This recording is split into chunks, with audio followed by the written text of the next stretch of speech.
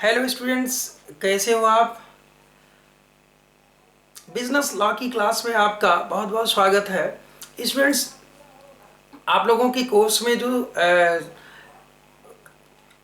Chapters law के हैं, ये जिसमें सबसे इम्पॉर्टेंट जो चैप्टर्स हैं जो हम लोग आपके इस पर्टिकुलर क्लासेस में स्टडी किया जाएगा आने वाले टाइम पे, साथ में इसका इंट्रोडक्शन मैं आपको बता दूं कि सबसे पहले तो आप में जो इंडियन कॉन्ट्रैक्ट एक्ट 1872 है। Now a day we are daily enter into contract, and so there need of contract act, because day by day the business professionals and otherwise our society is so important to a rules of contract. And students, second,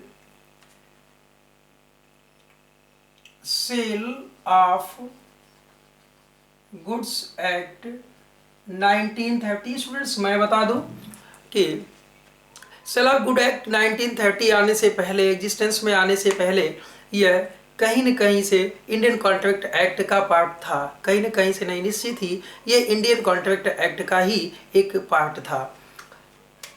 students, third आप में negotiable and instrument act 1881 यानी विनिमय साध्य विलेख अधिनियम 1881 भी आपके course में है। साथ ही साथ students, FEMA 2000 and consumer protection act 1986 यानी कि आपके कोर्सेस में कंज्यूमर प्रोटेक्शन एक्ट 1986 भी दिया हुआ है, एंड हम लोग बहुत डीपली इसकी स्टडी की जाएगी। साथ ही स्टूडेंट्स, 6 जो पार्टनरशिप एक्ट 1932 है ना, ये भी आपके कोर्स में दिया हुआ है। तो now students, specially DD university Gorakhpur के स्टूडेंट्स के लिए मैं आपको बताना चाहता हूँ कि ये 6 एक्ट आपके कोर्स में बीकॉम सेकेंड ईयर के स्टूडेंट्स के लिए दिए हुए हैं, और सभी जितने भी एक्ट्स हैं हम लोग इसका डीपली स्टडी किया जाएगा। साथ ही साथ स्टूडेंट्स, इसके जो जितने भी नेसेसरी रिक्वायरमेंट्स होंगे वो बहुत ही अच्छे से ढंग से डिस्क्राइब किया जाएगा। तो आप बने रहिए राकेश वर्मा के साथ ऑनलाइन क्लासेस में। साथ ही साथ स्टूडेंट्स, ऑफलाइन क्लासेस के लिए भी आप हमारी क्लासेस को आप पढ़ सकते हैं, हमारी क्लासेस में आ सकते हैं। तो आपको हमारे जो पर्सनल चैनल पर कॉन्टेक्ट नंबर वगैरह दिए हुए हैं, आप उनसे संपर्क भी कर सकते हैं। तो बिजनेस लॉ के लिए आप चाहे सीपीटी के स्टूडेंट्स हों या आप बीकॉम सेकेंड ईयर के स्टूडेंट्स हों या डिफरेंट क्लासेस के स्टूडेंट्स जिनको बिजनेस लॉ या एंड कंपनी लॉ के जो भी स्टूडेंट्स हैं, वे संपर्क कर सकते हैं हमारे कोचिंग सेंटर से ही। साथ ही साथ ऑनलाइन क्लासेस के लिए भी आप हमसे संपर्क कर सकते हैं। तो स्टूडेंट्स, आप हमारे ऐप से भी जुड़ सकते हैं इस क्लासेस के लिए। तो आई होप कि आपको काफ़ी अच्छी क्लासेस पसंद भी आएंगी, और मैं उम्मीद करता हूं कि आपको मैं जो आपके ये 6 लॉज हैं, मैं इनको समझाने में भी सफल रहूँगा। क्योंकि एग्जैक्टली देखा जाता है कि जो बिजनेस लॉ या कंपनी लॉ का जो स्टूडेंट्स होता है, मेनली जब आप बीकॉम के क्लासेस में होते हैं, तो एग्जैक्टली मैं बता दूं, आपके मन में एक चीज़ चलती है कि ये जो थ्योरेटिकल पार्ट्स हैं ना, इसको कहीं न कहीं फालतू किताबों से जो साइड बुक्स होती हैं आप लेके स्टडी कर लेते हो। एग्जैक्ट वो जो बुक्स होती हैं आप उसको डीप लिखा भी नहीं होता, एग्जाम ओरिएंटेड होते हैं। आप उनके जो क्वेश्चंस होते हैं वो आपके डिफरेंट ईयर्स के क्वेश्चन के बेसिस पे वो क्वेश्चन बनाए हुए होते हैं। फिर क्या होता है कि आपको वेल स्टडी उसकी नहीं हो पाती, आप इनिशियल ले लेते हो, साथ साथ इसको आपका कोई ज्ञान नहीं हो पाता, आप एग्जाम्स पास हो जाते हो। फिर एग्जाम्स पास के बाद जब आप पहुंचते हो कभी अच्छे कोर्सेज के लिए, तो फिर या फिर किसी इंटरव्यू में जाते हो या फिर कहीं पे भी ऐसे क्वेश्चंस आपसे पूछे जाते हैं जो बिजनेस लॉ से संबंधित होते हैं, तो फिर पता चलता है कि अभी ये तो हमने कभी स्टडी नहीं किया, क्लासेस में भी नहीं स्टडी किया, क्लास को लेफ्ट किया और साथ में मैंने कभी इसकी कोचिंग और क्लासेस नहीं की। स्टूडेंट्स आप बताओ, यदि आपका अकाउंटिंग में 100 मार्क्स का आता है तो क्या ये बिजनेस लॉ 60 मार्क्स का आता है क्या? एग्जैक्टली क्या ये मार्क्स नहीं देता है? That is theoretical chapters and but it is so useful chapters. आपके लिए इतना यूजफुल चैप्टर्स है लेकिन स्टूडेंट्स इग्नोर करते हैं अपने थ्योरेटिकल पार्ट्स को। स्टूडेंट्स मेनली मैं अकाउंट्स का एंड लॉ का टीचर हूँ, लॉ का मैं एक्सपर्ट भी हूँ, साथ में अकाउंटिंग का एक्सपर्ट आप तो बहुत अच्छे ढंग से जानते हैं, हमारी पिछली क्लासेस की स्टडी भी किया हुआ है, डिफरेंट लेक्चर्स भी मेरे हैं। तो लेकिन स्पेशली मैं आपको ये बताना चाहता हूँ कि आप बिल्कुल परेशान ना हो, आपकी लॉ की क्लासेस के लिए हम अवेलेबल हैं, जो कि बिल्कुल इस अपने चैनल के माध्यम से भी, मेरी ऑनलाइन क्लासेस के माध्यम से, शायद ऑफलाइन क्लासेस भी आप ज्वाइन करें तो आपको ये डिफरेंट क्लासेस के लिए मैं आपको कहीं और आपको परेशान नहीं होने दूंगा। बिल्कुल ये क्लासेस मैं आपको अच्छे ढंग से लूँगा और समझाऊँगा। स्टूडेंट्स नोट्स बनाना आपका काम होगा, स्पेशली मैं बता दूं एग्जैक्टली मैं ऑनलाइन क्लासेस में नोट्स नहीं बनवा सकता, हाँ पीडीएफ हम आपको प्रोवाइड्स कर देंगे। तो देखो ये जो आपकी क्लासेस हैं बिजनेस लॉ की, एग्जैक्टली सही मामले में आप इसको इनिशियल ले लेते हो और इस जो 6 एक्ट्स आपके कोर्स में दिए गए हैं आप इससे, जिसको कहते हैं ना कि आप इससे महरूम हो जाते हो, बिल्कुल इसकी जानकारी नहीं हो जाती। उसके बाद फिर क्या होता है, एग्ज़ाम्स आते हैं, आप कोई साइड बुक लोगे, साइड बुक से आपको नॉलेज नहीं हो पाता है। आप कुछ नहीं, गिन चुन के 30 लेक्चर या 25 लेक्चर्स आप देख लो, आप इसको कवर कर लोगे, निश्चित तौर पर आपको एग्जामिनेशन में मार्क्स मिलेंगे। साथ ही साथ स्टूडेंट्स जब एग्जामिनेशन में मार्क्स की बात नहीं होती, स्पेशली आपके नॉलेज की बात होती है, ये नॉलेज भी आपको हो जाएगा। साथ ही आप आगे चल के MBA में जाते हो या डिफरेंट कोर्सेज के लिए जाते हो तो वहाँ पे भी ये लॉ के कोर्सेज भी आपको मिलते हैं। तो फिर पता चलता है कि आपको अगेन स्टडी करनी पड़ती है। जो पहले स्टडी किया होता है वो मजबूत होता है, उसको नॉलेज होता है, आपने तो स्टडी नहीं की, फिर पता चलता है कि अबे भैया इसको अभी स्टडी भी करनी है, तो फिर क्या होगा, आपको नुकसान होता है। तो स्टूडेंट्स आई थिंक कि आप इस कोर्सेज को लेफ्ट मत कीजिए, आप इस कोर्सेज को स्टडी कीजिए, चाहे वो आपका कंपनी लॉ हो, बीकॉम सेकेंड ईयर के स्टूडेंट्स के लिए स्पेशली, चाहे वो बिजनेस लॉ हो, चाहे आपका वो फंडामेंटल ऑफ एंटरप्रेन्योरशिप हो, साथ में ही आपका बिजनेस इन्वायरमेंट के कोर्सेज हैं, हम आपको ऑनलाइन क्लासेस इसकी भी देंगे। तो चलिए हम एक एक एक्ट के विषय में विशेष स्टडी किया जाए, एक एक एक्ट के विषय में विशेष स्टडी किया जाए। स्टूडेंट्स ये जो कॉन्ट्रैक्ट एक्ट है, ये जो कॉन्ट्रैक्ट एक्ट है, कॉन्ट्रैक्ट एक्ट 1872, एक्चुअली ये इंडिया में जितने भी कॉन्ट्रैक्ट्स होते हैं, अब आप सोचेंगे सर ये कॉन्ट्रैक्ट्स क्या होते हैं। अब आपने क्या किया, किताबों से एक चीज़ लिखा, क्या लिखा, किताब में देखा, लिखा है कि an agreement enforceable by law that is called contract. ये सेक्शन 2H कहता है कि यानी कि कोई एग्रीमेंट इनफोर्सिएबल बाय लॉ होता है, यानी कि जब इसे अधिनियम की जो प्रवर्तनीयता होती है, जब यह मिल जाती है तो ये एग्रीमेंट क्या होता है, कॉन्ट्रैक्ट हो जाता है। अच्छा अब एक चीज़ देखो कि इसमें एक चीज़ निकल के आई कि आपके लिए ये जो एग्रीमेंट हो ना, ये जो एग्रीमेंट हो ये क्या हो, सब इनफोर्सिएबल बाय लॉ हो। अच्छा अब कुछ स्टूडेंट सोचते हैं कि सर इनफोर्सिएबल बाय लॉ का मतलब क्या होता है। अच्छा ये भी तो बात है, चलो एक सिंपल एग्जांपल ले, हमने या किसी ने ए ने बी से आपस में 50,000 रुपये की प्रॉपर्टी का ट्रांजैक्शन का आपस में बैठ के बात किया, दोनों लोगों ने डिसाइड कर लिया कि हाँ हम लोग जो है इसका ट्रांजैक्शंस किया जाएगा। मिस्टर मोहन की कोई प्रॉपर्टी है, सोहन लेना चाहते हैं। अब दोनों लोगों ने डिसाइड कर लिया, दोनों लोग अपने अपने घर गए। आप बताओ क्या वहाँ पे उन लोगों के बीच कॉन्ट्रैक्ट हो गया? नहीं हुआ ना। अब मोहन ने क्या किया, अपनी प्रॉपर्टी दे दी, लेकिन सोहन ने उसको पैसे नहीं दिए। अब क्या होगा भाई, अब क्या होगा, अगर इन दोनों लोगों में आपस में केवल एग्रीमेंट्स हुए हैं, एग्रीमेंट्स मीन्स ठहराव यानी समझौता। आप खुद सोचें कि मोहन सोहन अपनी बातों से यदि मुखर जाते हैं, यानी कि they does not perform their responsibility, यानी कि अगर वो अपनी जिम्मेदारियों का परफॉर्मेंस नहीं करते हैं तो फिर क्या होगा, यानी कि तब क्या, यदि चूंकि वो रजिस्टर्ड, वो बातें उनकी रजिस्टर्ड होती, कहीं कॉपी होती, कहीं लीगल वे में फार्मूलेट होता, लीगल वे में उसको बनाया गया होता, यानी कि उनको स्टाम्प पेपर पे जाके नोटरी की साइन की होती, यानी कि रजिस्ट्रार से उसका अप्रूवल लिया होता, एक कॉपी उनके पास, एक कॉपी उनके पास। तो ऐसे में यदि वो अपने रिस्पॉन्सिबिलिटी का ट्रांसफ़र नहीं करते तो उसके लिए कानून उनसे रिस्पॉन्सिबिलिटी का ट्रांसफ़र यानी कि कंसिडरेशन जो था वो पे करवाती। लेकिन यहाँ क्या है, उन लोगों ने केवल आपस में बात किया।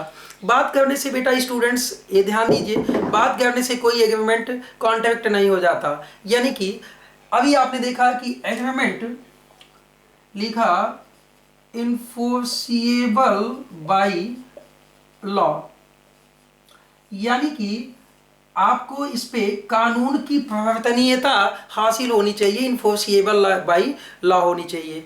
अभी देखो आपने कहा ना कि एग्रीमेंट, अच्छा तो अब देखो ना, सोचो कि कोई एग्रीमेंट इन्फोर्सिएबल बाई लॉ कब होगा, कोई एग्रीमेंट इन्फोर्सिएबल बाई लॉ कब होगा। ये तो सर ने बोल दिया कि एग्रीमेंट इन्फोर्सिएबल बाई लॉ, यानी कि कब कोई एग्रीमेंट इन्फोर्सिएबल बाई लॉ होगा। इस छोटे से क्लासेस में मैं जो है आपको बताने की कोशिश कर रहा हूँ कि एग्रीमेंट, मैं एग्रीमेंट्स को भी बताऊंगा, मैं कॉन्ट्रैक्ट्स को भी बताऊंगा, अनुबंध को भी बताऊंगा, लेकिन जो ऑब्जेक्टिव्स है वो स्पेशली हम लोग का ऑब्जेक्टिव सेक्शन 2H ने यदि बोल दिया कि एग्रीमेंट इन्फोर्सिएबल बाई लॉ, तो पहले मैं इसको समझा दूं, आपको डीप ले चलूंगा कहाँ से कॉन्ट्रैक्ट की ओरिजिन है, कॉन्ट्रैक्ट कहाँ से पैदा हुआ, ठीक है, कॉन्ट्रैक्ट्स किस तरह से क्रिएट्स होगा लोगों के बीच, फिर कॉन्ट्रैक्ट्स हो जाने के बाद क्या होगा। तो चले, लेकिन एक चीज़ है कि अभी देखो इन्फोर्सिएबल बाई लॉ कैसे होगा, यानी कि पहली बात तो वो एग्रीमेंट होना चाहिए, जी होना चाहिए, और ये एग्रीमेंट ना, ये एग्रीमेंट के लिए कॉन्ट्रैक्चुअल कैपेसिटी होनी चाहिए, यानी कि कॉन्ट्रैक्चुअल कैपेसिटी होनी चाहिए। यानी स्टूडेंट्स आप यदि किसी कॉन्ट्रैक्ट में इंटर कर रहे हो तो वो तभी इन्फोर्सिएबल बाई लॉ होगा, यानी कानून की मान्यता तब मिलेगी, कानून का मोहर तो तब लगेगा जब अकॉर्डिंग टू लॉ, ध्यान देना स्टूडेंट्स, आप लॉ के स्टूडेंट्स हो, तो यानी कि जब अधिनियम का या राजनियम के अकॉर्डिंग जो नेसेसरी रिक्वायरमेंट्स होंगे यदि आपने उनका फुलफिलमेंट किया हुआ है तब तो इन्फोर्सिएबल बाई लॉ होगा। ऐसे तो कोई, भाई आपने नेसेसरी रिक्वायरमेंट्स का फुलफिल नहीं किया है तो कोई एग्रीमेंट इन्फोर्सिएबल बाई लॉ कैसे हो सकता है, कैसे हो सकता है। कानून तो गलत नहीं करेगा, गवर्नमेंट गलत नहीं करनी है। यानी कि यदि आप कॉन्स्टिट्यूशन के अगेंस्ट हैं, यदि आप लॉ के अगेंस्ट हैं तो फिर निश्चित तौर पर, यानी कि जब आपने कहा कि agreement enforceable by law, in this case it will be contract, यानी कि एग्रीमेंट इन्फोर्सिएबल बाय लॉ। तो अब लॉ तो गलती नहीं करेगा कि आपके एग्रीमेंट्स को इन्फोर्स कर ले, वो प्रवर्तन कर ले। गवर्नमेंट ने क्या किया, ऐसे कोई लॉ तो बनाया नहीं कि जिसको इलीगल हुआ वो इन्फोर्सिएबल बाय लॉ हो। तो स्टूडेंट्स जो नेसेसरी रिक्वायरमेंट हैं उस पर हम लोग डीप स्टडी किया जाए। अच्छा, ये जो एग्रीमेंट्स है ना पार्टीज के बीच, वो फ्री कॉन्सेंट में होना चाहिए। किस में होना चाहिए, सिर्फ फ्री कॉन्सेंट में।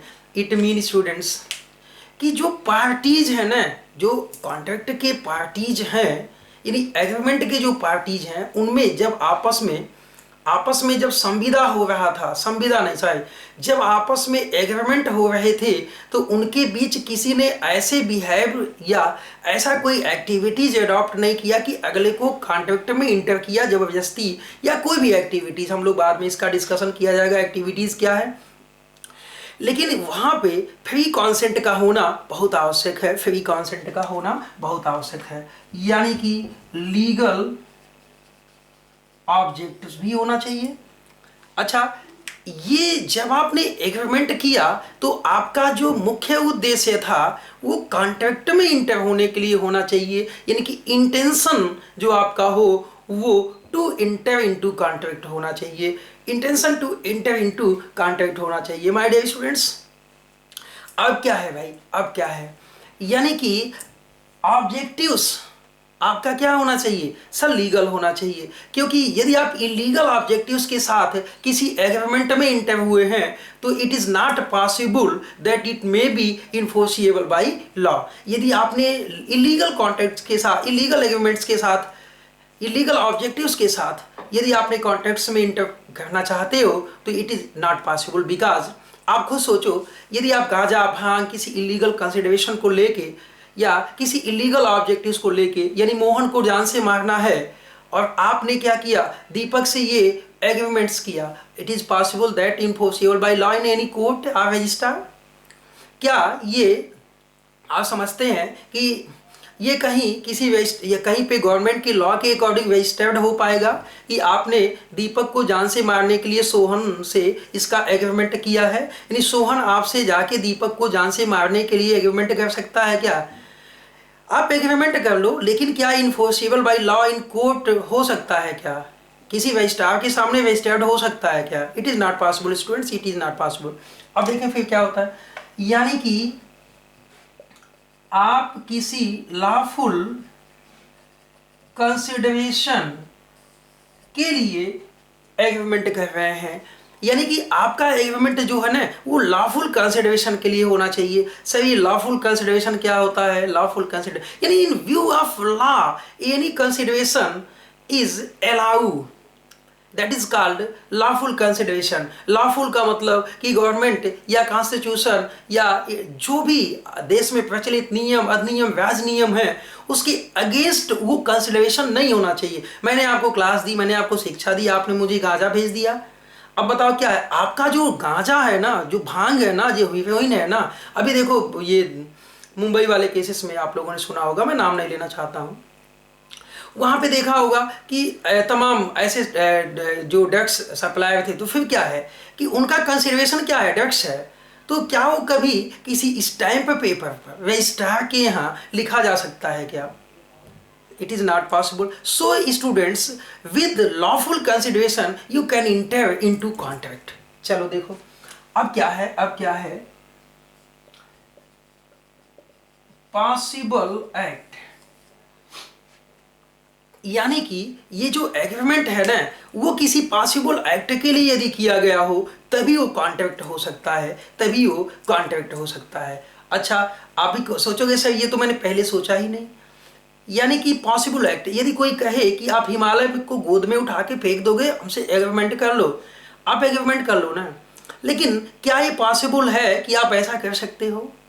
यानी कि केवल पॉसिबल एक्ट के लिए ही ऐसे जो एग्रीमेंट्स हैं वो इन्फोर्सिएबल बाय लॉ हो सकते हैं my dear. And next topic,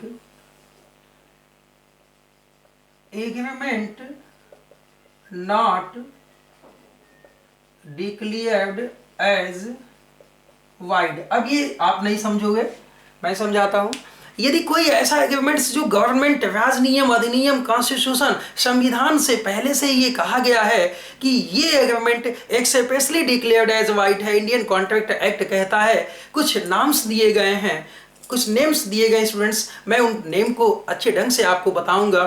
तो अब देखो ना, अब देखो ना कि ये अब आपकी समझ में आया कि सर ये जो रिक्वायरमेंट्स है ना, ये जो रिक्वायरमेंट्स है, ये जो नीड है ना, अगर कॉन्ट्रेक्चुअल पार्टीज ने इनको क्या किया, फुलफिल किया, यानी कि यदि इस सभी नीड्स को कॉन्ट्रेक्चुअल पार्टीज ने सेटिस्फाई किया, दैट यानी कि अगर आपके कॉन्ट्रेक्चुअल पार्टी, कौन कौन से हैं कॉन्ट्रेक्चुअल पार्टी, जो लोग भी हैं वो सब लोगों ने यदि इसको फॉलो किया, तब जाकर ये कोई एग्रीमेंट क्या हो सकता है, इन्फोर्सिएबल बाय लॉ होने के बाद क्या बनेगा,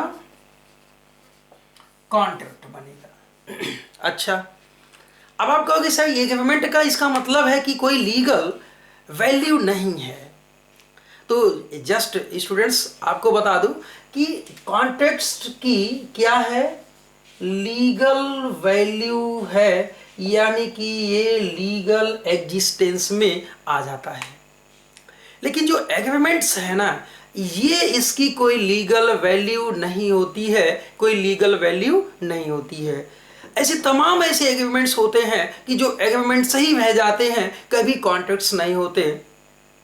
ऐसे तमाम लीडिंग केसेस मैं आपको आगे समझाने वाला हूँ। श्रीमती बेल्फोर वर्सेस बेल्फोर का लीडिंग केसेस बहुत विख्यात लीडिंग केस है। आप लोग अपनी बुक्स में देखिएगा, अगली क्लासेस में मैं भी बताऊंगा। यानी कि अब जैसे जैसे आपकी क्लासेस आगे रन होंगी तो बिजनेस लॉ राकेश वर्मा के साथ आप स्टडी कीजिए। I will attempt to good teaching with you and explain the each matter related to business law and each matter related to company law. I hope students, ये देखो ना, आपने क्या किया, अब ये जो एग्रीमेंट था ना, ये इन्फोर्सिबल बाई लॉ हो के ये सब चीजों को, यानी कि जितने भी रिक्वायरमेंट्स थे इनका सबका फुलफिल किया। यानी section 10 of Indian contract act कहता है कि any agreements if having the each components, क्या all the requirements is fulfil by each contractual party, that agreement may be enforceable by law. अच्छा, एग्रीमेंट्स ऐसे नहीं इन्फोर्सिएबल बाई लॉ होगा, कोई भी एग्रीमेंट ऐसा तो नहीं हो सकता कि इन्फोर्सिएबल बाई लॉ हो सकता है। आप कोर्ट के पास चले जाएंगे, रजिस्ट्रेशन हो जाएगा। यानी कि अगर नेसेसरी रिक्वायरमेंट्स फुलफिल नहीं होंगे स्टूडेंट्स, तो आप बताओ कॉन्ट्रैक्ट्स कैसे हो सकता है। आप खुद सोचो कि वो कॉन्ट्रैक्ट्स कैसे हो सकता है। आई होप कि ये कॉन्ट्रैक्ट्स, अब देखो ना, अब ये देखो ये जो एग्रीमेंट्स है ना, एग्रीमेंट जो है इसकी स्टार्टिंग कैसे होती है, इसकी स्टार्टिंग कैसी होती है। अच्छा, आपने यहाँ लिखा कि कॉन्ट्रेक्चुअल पार्टी होनी चाहिए। कॉन्ट्रेक्चुअल पार्टी का मतलब है कि अभी जब आपका एग्रीमेंट कॉन्ट्रैक्ट होगा तो कम से कम 2 व्यक्तियों का होना तो आवश्यक। अपने आप में कोई तो अनुबंध किया नहीं जा सकता है, अपने आप में कोई कॉन्ट्रैक्ट किया नहीं जा सकता माय डियर। तो जब अपने आप में कोई कॉन्ट्रैक्ट्स नहीं किए जा सकते तो स्पेशली आप बता दो कैसे कॉन्ट्रैक्ट्स हो जाएगा। अकेले सेल्फ से कोई कॉन्ट्रैक्ट होगा क्या? हाँ सर, हो सकता है। Salomon versus Salomon, actually students वो लीडिंग केसेस है, डिस्कशन किया जाएगा हम लोग। तो यानी कि 2 बातें स्टार्टिंग होंगी यहाँ से। पहला कि ऑफर एंड एक्सेप्टेंस मैं बताऊंगा डीपली, लेकिन आप आज की क्लासेस में इंट्रोडक्शन के पार्ट्स में आप स्टडी कीजिए कि ये जो कॉन्ट्रैक्ट्स है ना, फाइनली ये सब चीज़ों के बाद इन्फोर्सिबल बाय लॉ हो गया तो क्या बन गया, आप कहीं भी नोट कर लो, कॉन्ट्रैक्ट बन जाता है। लेकिन इसके लिए सबसे पहले जो ओरिजिन है कॉन्ट्रैक्ट की, इसको समझना होगा। यानी ऑफर एंड एक्सेप्टेंस से कॉन्ट्रैक्ट की ओरिजिन होती है। लेकिन ऑफरर एंड ऑफरी का, दोनों लोगों का इंटेंशन कॉन्ट्रैक्ट में जाने का होना चाहिए। यानी कि मैंने कहा भाई मैं ये पेन अपना बेचना चाहता हूँ, यदि आप लोगों में से किसी को लेना हो तो बताओ, दैट इज ऑफर। हम लोग ऑफर के विषय में सेक्शन 2A का जो एक्सप्लेनेशन है, डिफिनीशन है, बहुत अच्छे से स्टडी किया जाएगा। एक सेंटेंस को क्लास में स्टडी किया जाएगा। साथ ही साथ स्टूडेंट्स, यदि इसके कोई भी टर्म्स हैं तो उसको बिल्कुल हमारी क्लासेस में आपको फुल एक्सप्लेनेशन मिलेगा। और आई होप कि बिल्कुल contract act and sale of goods act या जो भी एक्ट्स आप में हैं, मैं बहुत अच्छा समझाने वाला हूं आपको। बस आप क्लास में कंटिन्यू बने रहें, क्लास में कंटिन्यू बने रहें। स्टूडेंट्स, मैंने बात किया कि ये जो कॉन्ट्रैक्ट्स है इसकी ओरिजिन ऑफर एंड एक्सेप्टेंस से होती है। यानी कि मैंने आपसे कहा कि ये पेन मैं बेचना चाहता हूँ, किसी को लेना हो तो आप बोलो। आपने कहा जी मैं लूँगा, that is accepted by you. Here create a promise. क्या क्रिएट हो गया भाई? हम लोगों के बीच प्रॉमिस का क्रिएशन हो गया। We promise to each other. My dear students, section 2A 2B, ये अब क्या बना सर? प्रॉमिस बन गया। And A promise and set of या प्रॉमिस क्रिएट कंसिडरेशन। यानी ध्यान देना स्टूडेंट्स कि इस प्रॉमिस में हम लोगों को, ये पेन मैंने 10 रुपए में बेचने की बात कही थी, तो पेन आपके लिए कंसिडरेशन हो गया, पैसा मेरे लिए कंसिडरेशन हो गया, यानी कि इट मीन कि कंसिडरेशन होना चाहिए, कंसिडरेशन होना चाहिए। और जैसे ही ये कंसिडरेशन हुआ तो ये एग्रीमेंट बन गया। अच्छा, अब तो आपको लगेगा सर ये तो बहुत मजा आने वाला है कि प्रॉमिस जब बन गया यानी ऑफर एक्सेप्ट हो गया सॉरी, यदि प्रपोजल एक्सेप्टेड हो गया तो ये क्या बनाता है, प्रपोजल एक्सेप्टेड के बाद प्रॉमिस बनाता है। प्रॉमिस में जब कंसिडरेशन इंक्लूड हो जाता है, यानी कि promise and set of promise create consideration to each other of party that is called agreements। यानी when two parties, what is promise, what is promise, when two parties agreed upon same sense same time for same subject matter। जब दो व्यक्ति एक ही भाव में, एक ही बात में और एक ही विषय वस्तु में सहमत होते हों तो ये सहमति होती, ये उनकी सहमति, और साथ में यदि कंसिडरेशन इंक्लूड हो जाता है माय डियर स्टूडेंट्स तो ये एग्रीमेंट बनता है। मैंने कहा कि ये पेन मैं 10 रुपये में अभी बेचना चाहता हूँ, किसी को लेना हो तो बताओ। आपने एक्सेप्ट कर लिया। मैंने कहा मैं अभी बेचना चाहता हूँ, आपने कहा जी अभी मैं लेना चाहता हूँ। That we are agreed upon same sense. आप लेने के लिए यानी परचेज करने के लिए, मैं बेचने के लिए, मैं सेल करने के लिए, we are agreed upon same sense, इसको बेचने और खरीदने के लिए। For same at same time, हम लोगों का टाइम भी क्या है, एग्जैक्ट है, सेम है। And for same subject matter that we are entered into agreement. यानी कि जब हम एग्रीमेंट में इंटर हो गए तो फिर क्या होता है सर, इट मीन कि एग्रीमेंट में इंटर होने के बाद, किसमें, एग्रीमेंट में इंटर होने के बाद हम लोगों को, अभी देखो लीगल रिस्पॉन्सिबिलिटी कुछ नहीं है माय डियर, लीगल रिस्पॉन्सिबिलिटी कुछ नहीं है यहां तक, यानी एग्रीमेंट तक लीगल रिस्पॉन्सिबिलिटी कुछ नहीं है। लेकिन हाँ कुछ सोशल रिस्पॉन्सिबिलिटी होती है भाई, जिसके नाते एग्रीमेंट तक लोग कंसिडरेशन का ट्रांसफर कर लेते हैं और मानव मूल्यों को समझते हुए अपने जो परफॉर्मेंस है उसको भी कर लेते हैं। लेकिन गवर्नमेंट का यानी कि जो कॉन्स्टिट्यूशन है, संवैधानिक तौर पर कॉन्स्टिट्यूशनल यदि देखा जाए, यानी इंडियन कॉन्ट्रैक्ट एक्ट कहता है कि कोई एग्रीमेंट, किसी भी एग्रीमेंट्स को जो लीगल एग्जिस्टेंस होता है वो नहीं मिलेगा, तब तक नहीं मिलेगा जब तक कि इन्फोर्सिएबल बाई लॉ नहीं हो जाएगा। और इन्फोर्सिएबल बाई लॉ होने के लिए ये जो कैरेक्टरिस्टिक्स हैं, इस कैरेक्टरिस्टिक्स को यदि फुलफिल नहीं किया गया है तो वो कॉन्ट्रैक्ट कभी, वो एग्रीमेंट कभी कॉन्ट्रैक्ट नहीं हो सकता। देयर आर सम केसेस, वहाँ आगे की क्लासेस में हम आपको बताएंगे कि कुछ केसेस में एग्रीमेंट्स कॉन्ट्रैक्ट्स हो जाते हैं तो वाइडेबल कॉन्ट्रैक्ट्स होते हैं। तो अभी आप जो है ना एग्जैक्टली आपका जो इंट्रोडक्शन है देखो कि हम लोगों का, अभी देखो आपने क्या किया, आपने किसी की ज़मीन को परचेज कर रहे हो, एग्जैक्टली आप बता दो, आपने यदि उनसे बात किया, उन्होंने प्रस्ताव की दिया बेचने का, आपने उसे एक्सेप्ट कर लिया, यानी कि ऑफर किया, एक्सेप्ट कर लिया।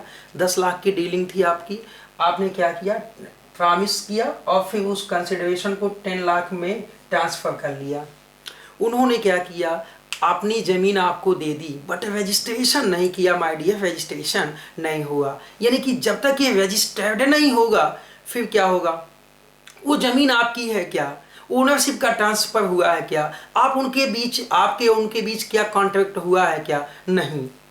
यानी कि कॉन्ट्रैक्ट आपके उनके बीच नहीं हुआ, ये तो केवल एग्रीमेंट हुआ है, केवल बातचीत हुए हैं, आपने कंसिडरेशन को ट्रांसफ़र कर लिया माय डियर, लेकिन वो कॉन्ट्रैक्ट नहीं होगा। अच्छा, अब अगर वो चाहे तो क्या अपनी ज़मीन को आपसे पुनः वापस ले सकता है कि नहीं, आप खुद सोचो। तुरंत हो जाएगा, कोर्ट कचहरी के चक्कर लगाएगा, पुलिस वालों को पैसा देगा, डॉक्यूमेंट्स दिखाएगा, आपको पुलिस डंडे मार के भगा देगी। क्यों भगा देगी भाई, भले ही आपने पैसे दिए हैं। क्या आपने लीगल रिक्वायरमेंट का फुलफिल किया, क्या ज़मीन का रजिस्ट्रेशन अपने नाम से किया, क्या ओनरशिप ट्रांसफ़र करवाया, क्या गवर्नमेंट की जो इन्फोर्सिबिलिटी थी आपने उसे एक्सेप्ट किया, नहीं किया। यानी कि फिर क्या है कि वो एग्रीमेंट का एग्रीमेंट रह गया, गवर्नमेंट उसके लिए रिस्पॉन्सिबल नहीं है।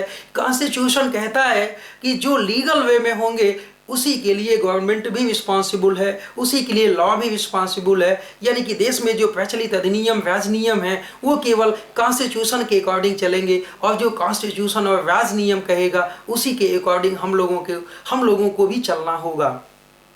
तो नाउ ए डे स्टूडेंट्स, आज के टाइम पर एक सिंपल वे में सोचो, आपने मुझे अपनी स्कूटी बेच दी, फिर क्या है, मैंने आपको 50,000 रुपये दे दिया, आपकी स्कूटी लेके आ गया, फिर आप आगे चले जाते हो थाने में और लिखवाते हो कि सर ने मेरी स्कूटी चुरा ली।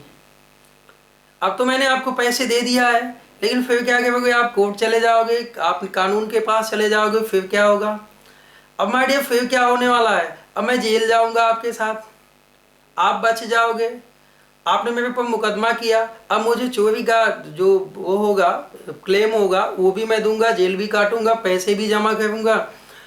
मैंने पैसे दिए थे भाई, लेकिन गलती क्या करी थी आपके साथ, ये इन्फोर्सेबल बाई लॉ नहीं हुआ था, इन्फोर्सेबल बाई लॉ नहीं हुआ था, हम लोग रजिस्टर्ड नहीं किया, आपकी स्कूटी को अपने नाम से ट्रांसफर नहीं किया। इट मीन स्टूडेंट्स, अब आपके दिमाग में कई चीजें इसको लेके चल रही होंगी जो आपके एग्जामिनेशन से भी संबंधित होती हैं कि all agreements are not a contract but all contracts are agreement. देखो एग्जामिनेशन के यूनिवर्सिटीज के जो एग्जामिनेशन बनते हैं और इससे संबंधित क्वेश्चन ना पूछे तो पॉसिबल नहीं है। यानी कि सभी कॉन्ट्रैक्ट्स जो होते हैं ना वो पहले एग्रीमेंट्स होते हैं। अच्छा, एग्रीमेंट से पहले क्या होते हैं सर, प्रॉमिस होते हैं। प्रॉमिस से पहले क्या होते हैं, ऑफर एंड एक्सेप्टेंस होते हैं। लेकिन उसमें कम से कम 2 पार्टीज होती है, ऑफर देता है, एक्सेप्टेंस करता है, प्रॉमिस बनता है, कंसिडरेशन इंक्लूड होता है, फिर एग्रीमेंट बनता है। एग्रीमेंट इन्फोर्सेबल बाय लॉ होता है तो कॉन्ट्रैक्ट बनता है with the fulfil of legal requirements of section 10 of Indian contract act. My dear students, यानी कि जो लीगल रिक्वायरमेंट्स हैं, आपको देखो एक साथ मैंने डिफरेंट चीज़ों को समझाया हुआ है। ये डिफरेंट चीज़ें क्या हैं सर, यानी कि जो कॉन्ट्रैक्ट्स की ओरिजिन है ना वो ऑफर है, यानी कि सेक्शन 2A और सेक्शन 2B। और मैं समझता हूं कि आपकी बिजनेस लॉ की चैप्टर की स्टार्टिंग भी ऑफर से होनी है, ऑफर से होनी है। तो माय डियर ध्यान दीजिएगा, यदि आपने ऑफर किया और किसी ने एक्सेप्टेंस दिया तो आप दोनों का यानी ऑफरर एंड ऑफरी का दोनों का इंटेंशन कॉन्ट्रैक्ट में इंटर होने के लिए होना चाहिए। यानी आप दोनों लोगों का ये पहले से ही उद्देश्य था कॉन्ट्रैक्ट में इंटर होना। यदि ये पहले से इंटेंशन नहीं था कि कॉन्ट्रैक्ट में इंटर नहीं होना है तो इस ऑफर एंड एक्सेप्टेंस का कोई मतलब इंडियन कॉन्ट्रैक्ट एक्ट कहता है वो बेकार है, वाइड है। That's clear my dear students. अब देखो क्या होता है, ऑफर, एक्सेप्टेंस, प्रॉमिस, उसके बाद कंसिडरेशन, उसके बाद एग्रीमेंट, यानी कि ये सब के सब एक चैप्टर्स हैं, ये सब के सब एक चैप्टर्स हैं। अब देखो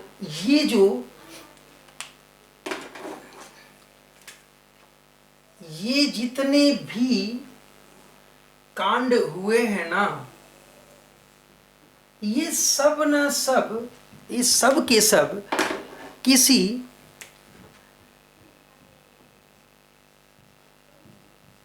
ट्रांजैक्शन और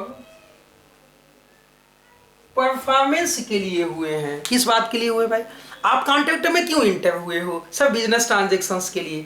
आप हमारे साथ एजुकेशन, आप हमारे क्लासेस में आए हो तो आपका उद्देश्य क्या है सर, टीचिंग। मेरा उद्देश्य क्या है, पैसे लेना है।